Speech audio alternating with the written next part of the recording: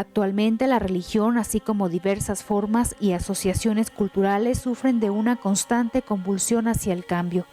La pauta que se ha marcado hasta hoy es la de un mundo cambiante lleno de nuevos elementos e íconos dignos de estudio. Jesús de Nazaret, desde hace más de 2000 años, ha sido uno de los elementos icónicos de la sociedad occidental y del mundo. La fe cristiana reconoce como fundador suyo a un judío marginal en su tiempo, Jesús de Nazaret, del que apenas tenemos algunos datos aislados de fuentes no cristianas y algunos prolijos, pero no aceptados como oficiales o verídicos o dignos de confianza en los evangelios llamados apócrifos. Jesús fue uno de los elementos claves para la creación de diversas congregaciones religiosas, que durante siglos han dictado las reglas y las directrices que la sociedad debe de seguir. Una fe que profesan 2 millones de los casi 7,000 de habitantes del planeta Tierra. El cristianismo tiene su cuna en la Palestina hace 2000 años, pero sus antecedentes remotos en el Medio Oriente hace 4000. ¿Pero qué es lo que le dio fuerza a este personaje? Los planteamientos de Jesús son a manera de reforma,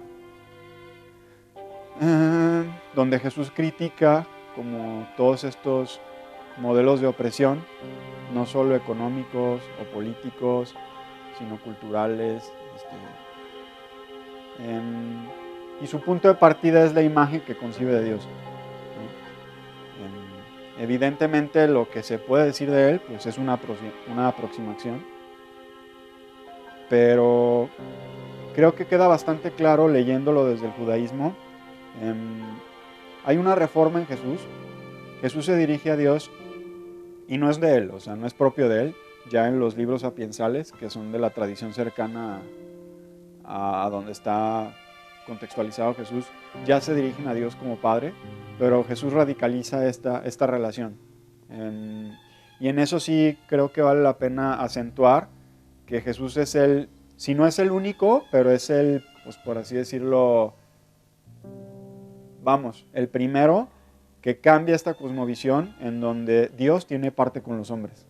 En las demás tradiciones, en el hinduismo, los griegos, los romanos, en fin, muchas cosmovisiones teológicas que siguen funcionando o ya caducaron, absorbidas por el cristianismo o por otra situación.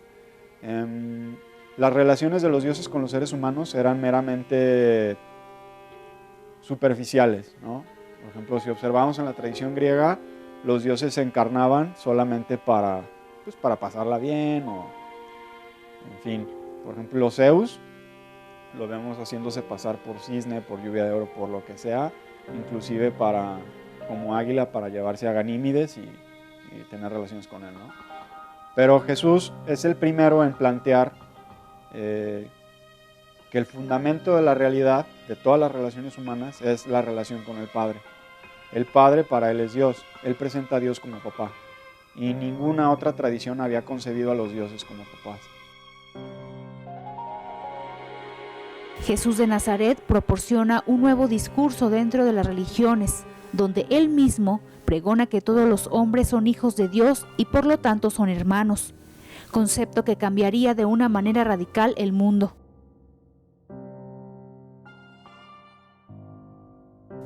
Jesús de Nazaret se presenta a sí mismo como el Hijo del Hombre y sus discípulos de forma gradual le irán dando atribuciones mesiánicas. Para los habitantes de la Palestina hace 2000 años, el término Mesías o Cristo, que significan lo mismo, ungido, venía a ser la expectativa grande en el surgimiento de un caudillo que aglutinara las voluntades de los oprimidos habitantes de esa porción geográfica, sometidos al grado de servidumbre por el Imperio Romano. ¿sí?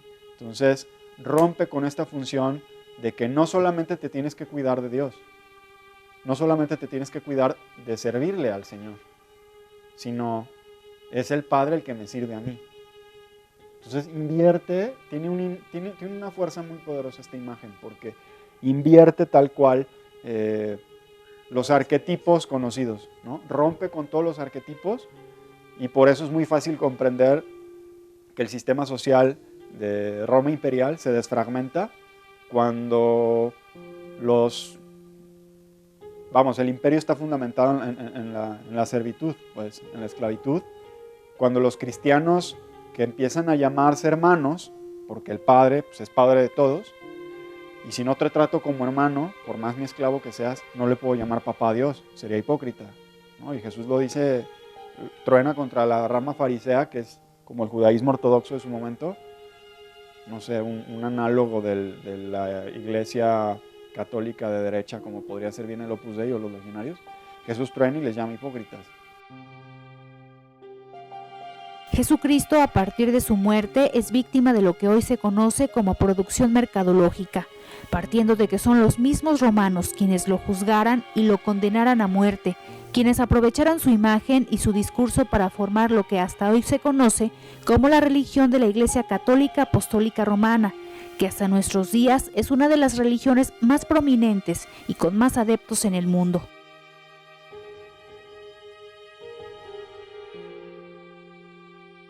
En donde el cristianismo, pues formalmente es una opción de vida muy atractiva, ¿no? O sea, como mujer, tener el mismo rol que con los hombres, o inclusive los primeros líderes religiosos eran mujeres, ¿no? El patriarcado es un legado romano, pero los primeros 300 años, los que llevaban el liderazgo eran las mujeres. Que los niños tuvieran el mismo valor, inclusive también en un primer lugar igual que los demás, pues era muy valioso. Que el siervo tuviera libertad porque era hermano, pues era muy atractivo, o sea, en su momento, y de hecho lo sigue siendo, ¿no? Ya hay otras maneras, vuelvo a lo mismo, no hay formalmente esclavitud, pero seguimos teniendo modelos que esclavizan, ¿no?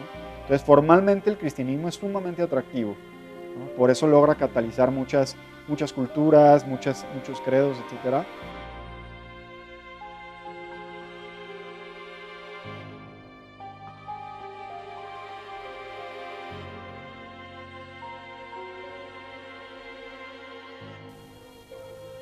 Que el vínculo y el aglutinante del cristianismo con la humanidad es la posibilidad de que la humanidad a su tiempo adquiera la condición divina.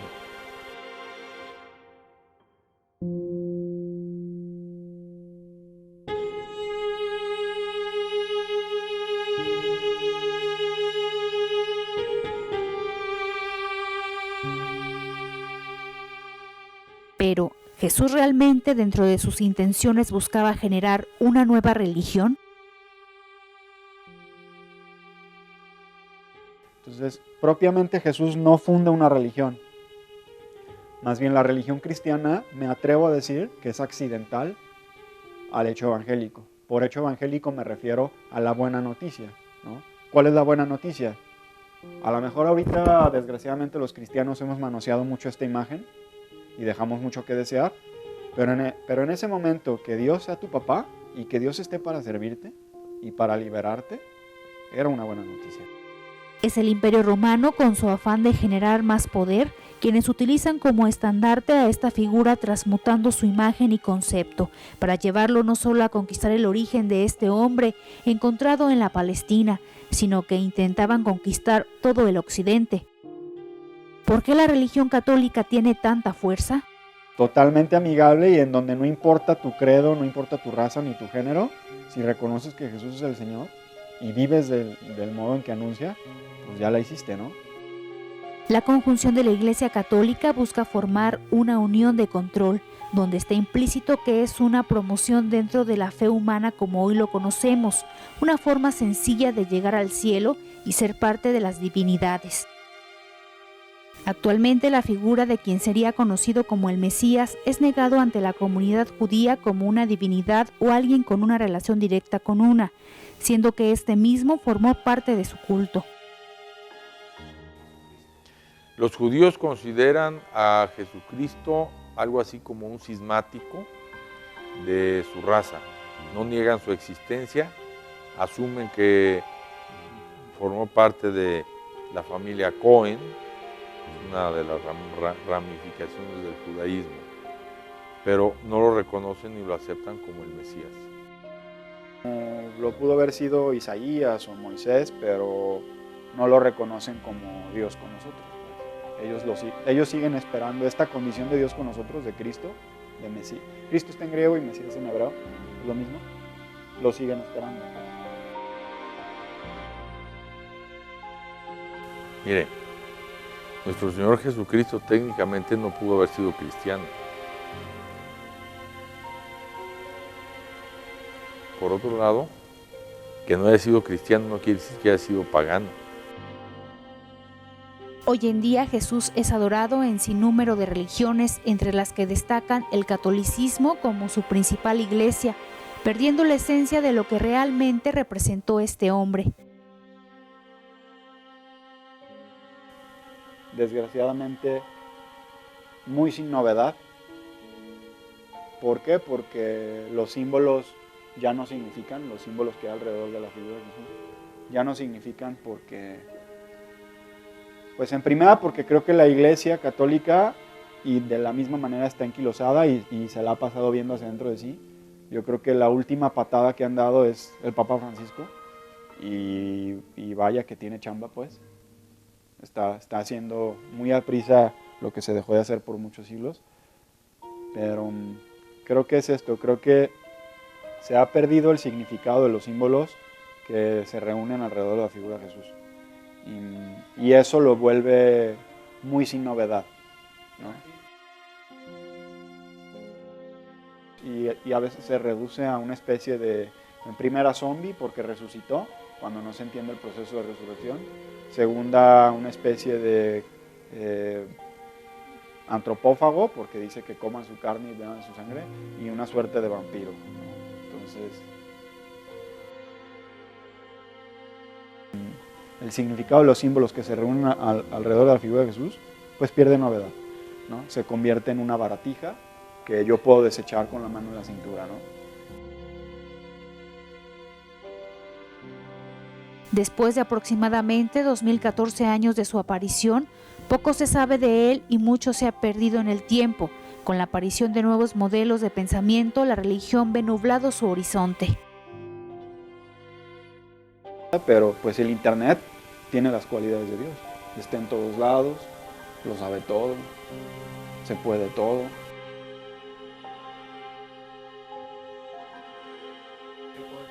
Te puede difamar, te puede hacer rico. Entonces,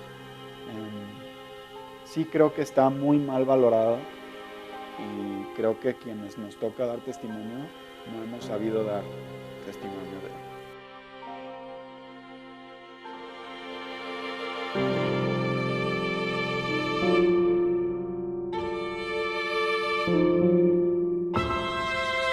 Thank you.